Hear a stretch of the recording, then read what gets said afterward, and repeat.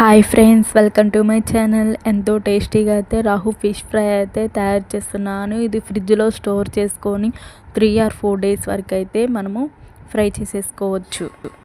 ఫ్రెష్గా క్లీన్ చేసుకున్న ముక్కలలో అయితే అల్లం వెల్లుల్లి పేస్ట్, కారం, ఉప్పు, పసుపు, గరం మసాలా, ధనియాల పొడి,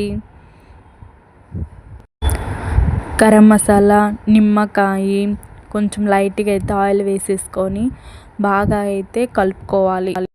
కొంచెం కార్న్ఫ్లోర్ కూడా వేసేసుకొని బాగా అయితే కలుపుకొని అందులో కొంచెం కొత్తిమీర, కరివేపాకు కూడా వేసేసుకొని కలిపి పెట్టుకొని ఒక అరగంట సేపు అయితే పక్కన పెట్టుకొని నాననిచ్చుకుందాం.